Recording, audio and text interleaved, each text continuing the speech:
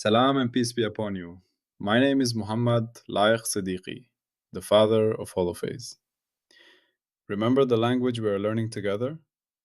There is one field called phi, spelled Phi. Phi is the holophase, a cyclic rhythm defined at every point in the universe. Its first derivatives give three simultaneous echoes: time, which we call omega, spelled Omega, space, which we call k, and motion, which we call v, built from both omega and k. Above them, higher derivatives form a branching tree that in principle goes on forever. Every law of nature is a pattern in this tree of derivatives of phi. Today, we zoom into just one branch of that tree. In part 11, we met phi as the silent root of the language. In part 12, we listened to omega as the pulse of time. In part 13, we felt K as the weave of space. In part 14, we joined time and space into a single combined change, which we called dphi, the way phi responds as you move through both time and space together. In part 15, we learned to write the patterns, and we saw V as the motion that keeps you aligned with a phase feature instead of being cut by it. Now, in part 16 of episode 6, we climb one step higher in the master tree. We leave the simple first changes and we begin to explore the changes of the changes. This is where the language of holophase develops its accents, its curving, its shading. If first derivatives tell you the basic rhythm and weave of reality, second derivatives tell you how that rhythm bends, sharpens, softens, and focuses. To make this simple, I want you to imagine that the holophase language is like handwriting. The first derivatives tell you the direction and speed of your pen as you write each stroke. The second derivatives tell you how the stroke curves, where you press harder, where you lighten up, where the letters lean or straighten. Without those accents, handwriting would be a collection of straight lines, all the same. With them, your script becomes alive. In the holophase language tree, the key second derivatives that we will focus on in this part are three: alpha, which lives on top of omega, g, which lives on top of k, and what we can call the convergence of k, which tells us where the spatial patterns focus or spread. I will say more about each of them in simple words. For the audio listener, you can picture alpha as how the ticking rate changes, g as how the slope of phase bends, and convergence as how the threads of the pattern come together or flow apart. Let us begin with alpha. Omega, as you remember, is the local tick rate of phi in time. It tells you how fast the phase is turning at each point. Alpha sits just above omega in the temporal branch. Alpha asks a new question. Is the local tick rate itself speeding up or slowing down? In other words, alpha is the change of omega in time. You have felt alpha in your life thousands of times, even if you did not give it a name. When you sit in a car and the driver presses the accelerator gently, you feel your body pressed back into the seat. The speed of the car is increasing. Speed by itself is like omega. It is a rate. The feeling of being pushed is linked to the change of that rate. That change is what physicists call acceleration.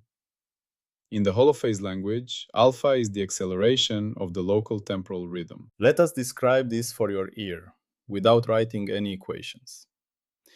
Imagine that you are listening to a metronome clicking on a table.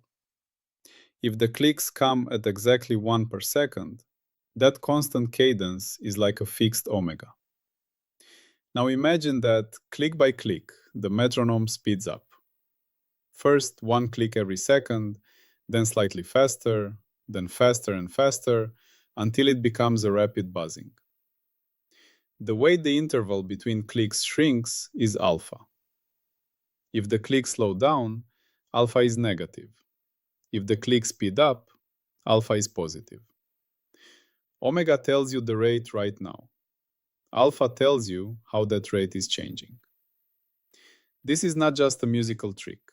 In the holophase picture, alpha is defined at every point in the universe, just like omega. It tells you how the local tick rate of phi is bending in time.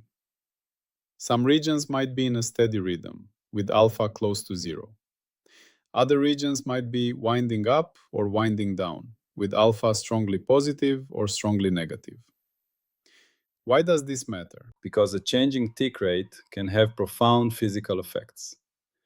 When the local rhythm speeds up or slows down, it can stretch or squeeze patterns that are locked to it. It can focus waves or spread them.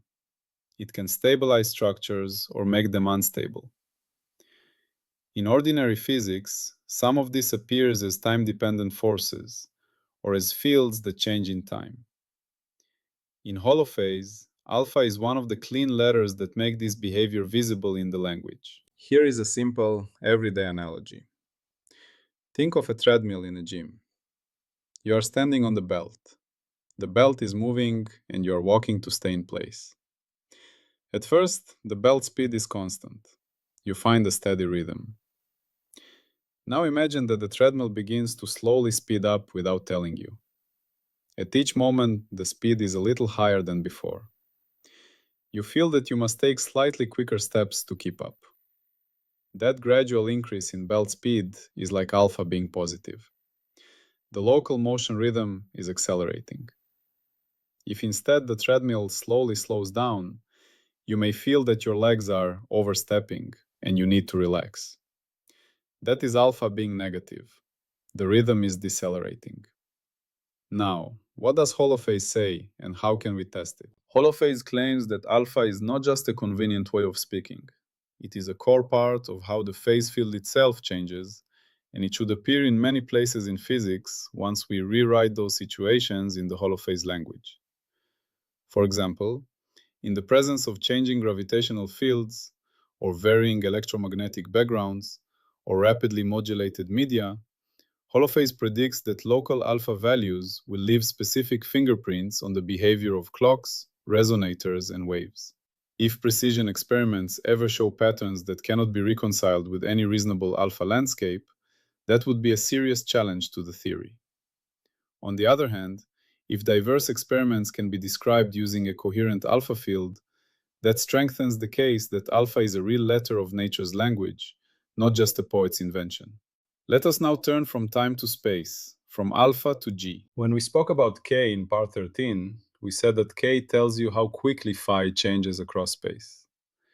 If you imagine the phase as a kind of landscape, K is the slope. Where K is large, the slope is steep. Where K is small, the slope is gentle. G, which I will simply call the curvature of the phase landscape, sits one step above K. While K asks how steep is the hill here, G asks how fast is the slope itself changing as I move. To feel this, imagine you're walking up a hill. At first, the slope is gentle. You're not working very hard. As you go on, the slope becomes steeper. Your legs feel the extra effort. Then, near the top, the slope may ease again. Your body is very good at detecting not just how steep is it right now, but is it getting steeper or flatter as I go. That sense of the slope changing is curvature. G is the holophase letter that measures curvature in the phase landscape. A straight, flat road has zero curvature. A road that bends steadily in a circle has one kind of curvature. A roller coaster that bends and twists with changing slope and direction has a rich pattern of curvature. In the same way, a phi field that changes linearly across space has little or no curvature. Its slope is constant. A phi field that bends, bulges, or twists has non-zero G. Wherever G is large, small changes in position produce big changes in slope. Why is that important? Because curvature guides flows. In many physical systems, the paths that waves or particles follow are deeply influenced by curvature. Light bends when it passes through lenses because the medium's properties change in a curved way across space. Rivers carve curved paths through landscapes because of how the ground's slope and curvature combine. Even in general relativity, the deflection of light by massive objects is framed as motion through curved spacetime. In holophase, G is a way of talking about such curvature entirely in the language of phi, without introducing separate geometric ingredients by hand. Let us picture it more concretely. Imagine you are rolling a ball down a surface. If the surface is a straight slope, the ball accelerates in a simple way.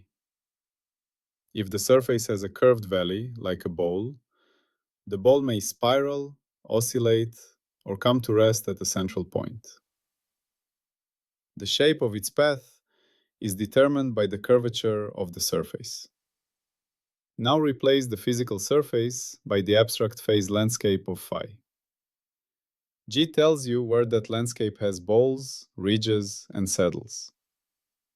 Those features then influence how phase patterns move and interact. Holophase says that many things we usually describe as forces can instead be seen as the effect of G on the motion echo V. Instead of saying a force pulls this object, we can say this object is following natural patterns in a curved phase landscape. This is not merely a philosophical preference. It leads to specific mathematical forms for how V changes when G has certain structures, and those can be tested. If those forms never match reality, the holophase proposal fails. Now we come to the third second derivative in our trio, the convergence of K, which, for the listener, you can simply remember as how the threads of the spatial pattern gather or spread. K, as we said, is the local weave of space, the way phi changes as you move in different directions. If you draw K as little arrows or threads across a region, some areas might show arrows that seem to flow inwards, like water running into a drain. Other areas might show arrows that flow outwards, like water spreading from a spring. The convergence of K is a number that captures that inwardness or outwardness. Where the convergence is positive, arrows tend to point inward and patterns concentrate. Where it is negative, arrows tend to point outward and patterns dilute. To feel this, think about weather maps. When meteorologists draw arrows to show wind, they often pay attention to whether winds are converging into a region or diverging out of it. Converging winds can lead to rising air and cloud formation. Diverging winds can lead to sinking air and clear skies. The convergence of the wind field is a very practical quantity in weather prediction. In holophase, the convergence of K plays a similar role for the phase field. It tells us where phase patterns will tend to focus and where they will tend to spread. Here is another visual. Imagine drawing many lines on a sheet of paper to represent directions of K. In some areas, the lines seem to crowd together, forming dense bundles. In others, they fan out. The convergence is a way of turning that picture into a number at each point, saying, here the pattern is gathering, or here it is dispersing. This number then enters into the holophase equations that predict how waves and defects will behave. Regions of strong convergence can act like lenses or attractors. Regions of strong divergence can act like sources or repellers. Once again, falsifiability demands that this not remain a metaphor. If holophase says that the convergence of K controls the focusing of certain wave patterns, we can set up experiments with waves in water, sound in air, or light in special media, and check if those patterns appear where and how the theory predicts. If they do not, we must either revise the theory or abandon that interpretation. If they do, we gain confidence that the language letter we are using actually corresponds to something real. We can now step back and see what we have done in this part. We started with first derivatives, the basic rhythms. Omega for time, K for space, d phi for combined change, V for motion. In this part, We climb from those rhythms to their accents and bends. Alpha, the change of omega in time, G, the curvature of the phase landscape, and the convergence of K, the focusing and spreading of spatial weave. All three are examples of second derivatives. They ask, how does the change itself change? There is a simple human way to name this level. First derivatives are about what is happening right now. Second derivatives are about how is what is happening right now itself evolving. In our emotional life, we feel this too. We do not only feel happiness or sadness, we feel whether happiness is rising or falling, whether sadness is deepening or easing. That change of the change is often what we actually react to. In holophase, the same pattern appears in the language of phi. At the most basic level, phi, omega, k, d phi, and v give a snapshot of what the phase is doing right now. At the next level, alpha, g, and convergence tell us how that snapshot is bending into the future. They carry the seeds of stability and instability, of focusing and defocusing, of speeding up and slowing down. For the audio listener, I invite you to anchor each of these letters in one clear image.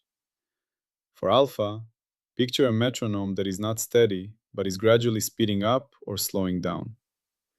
For G, picture a hill where the slope itself is changing, or a roller coaster track that bends more sharply in some sections than others. For convergence, picture arrows on a map, flowing into a drain or fanning out from a source. These three images are enough for now. Later, when you encounter the same symbols in the written Holophase Codex on Zenodo, you will remember that behind the dry notation live these very simple ideas. Before we finish, I want to slow down and invite you into three small experiments of awareness that you can do in daily life to feel these second derivatives in your own body. First, an experiment for alpha.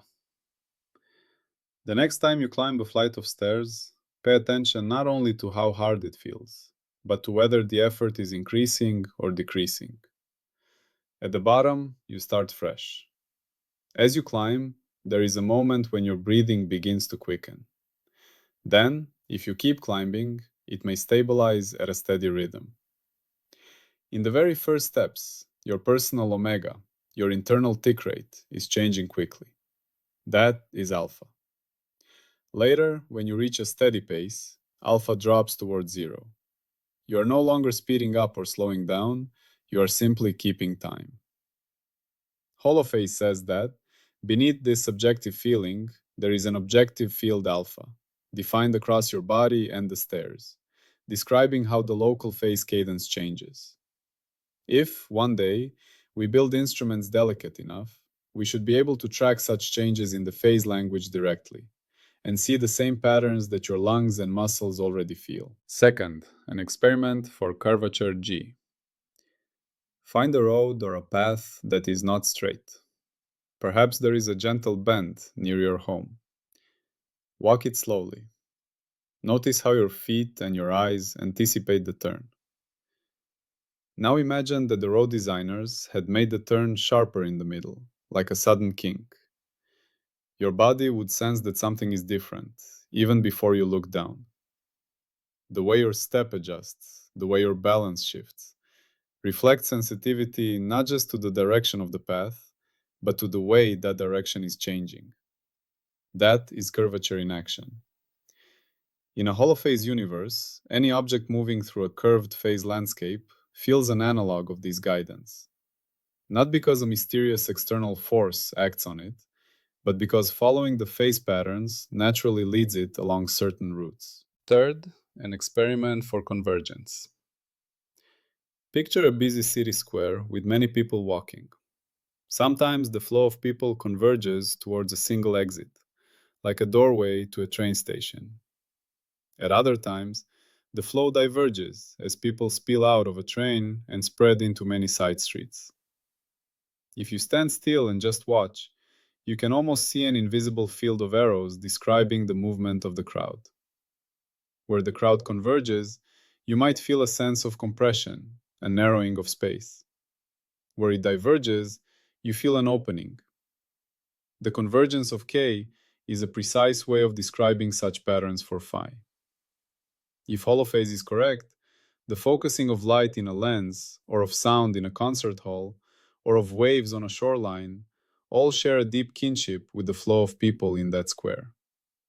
They are all examples of patterns converging and diverging in a field. These simple exercises are not proofs. They do not replace experiments with lasers, atoms, and careful measuring devices. But they help your intuition grow in the right direction, so that when you later hear about alpha, G, and convergence in a technical context, they feel like old friends rather than foreign symbols.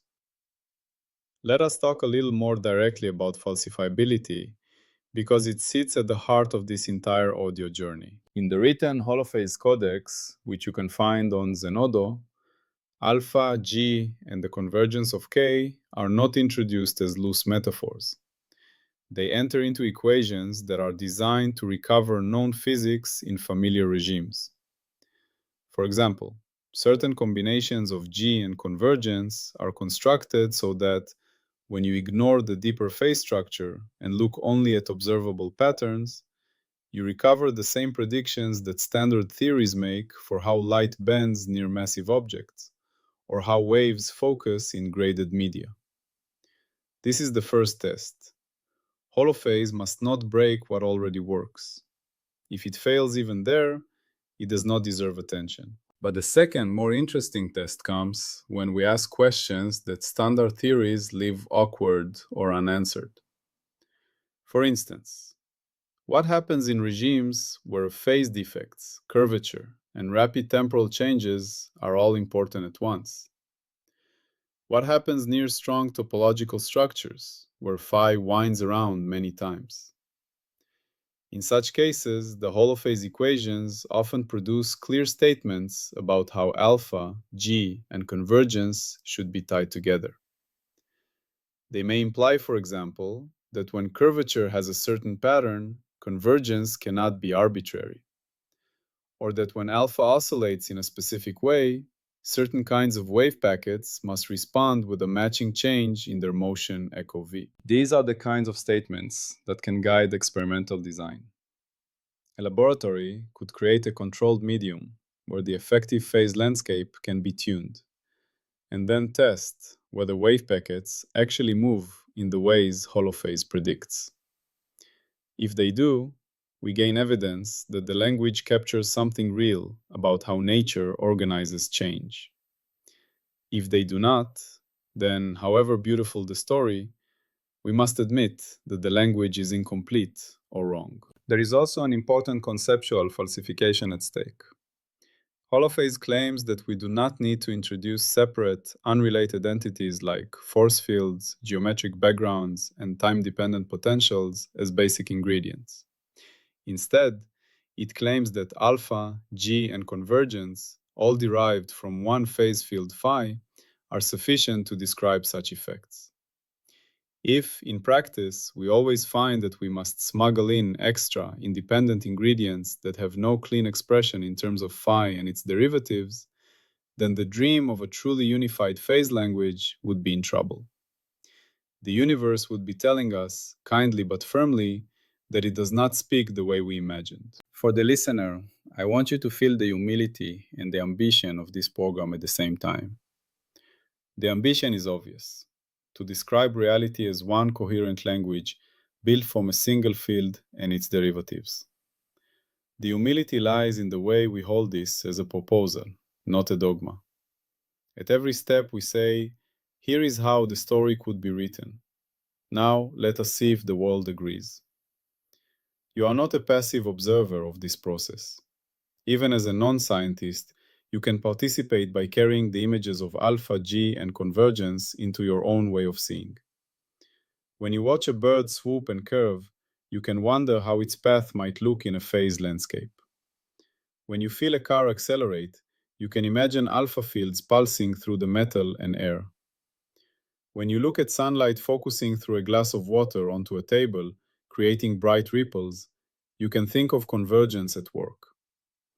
In this way, your everyday perception becomes a kind of informal holophase laboratory. One day, perhaps, children will learn this language in school, as naturally as they now learn about forces, tallies, and momentum. They will draw not only arrows for velocity and acceleration, but also simple sketches of phase landscapes, curvatures, and convergences. They will learn to see the world as a tapestry woven from patterns of change and change of change. If that day comes, it will be because theories like holophase have earned their place through both beauty and honest confrontation with data. Until then, our task in this audio journey is to build the mental scaffolding. We are walking slowly up the master tree, making sure that each branch we touch is clear, intuitive, and open to testing. Phi, omega, K, D phi, V, and now alpha, G, and convergence. These are the early letters and accents of the cosmic script. In future parts, we will add more grammar, such as topology, waves, and tallies of activity. But every new layer will grow from the foundations we are laying now. So as you leave this part and return to your life, notice when your own inner rhythms speed up or slow down. That is a hint of alpha. Notice when your paths through the world bend or straighten. That is a hint of curvature, G. Notice where patterns of motion around you gather or disperse. That is a hint of convergence. Let these observations be gentle reminders that beneath the surface of things, there may be a single, continuous phase field, phi, writing the story of existence with these very letters. In doing so, you quietly rehearse the new alphabet of reality we are unveiling together here.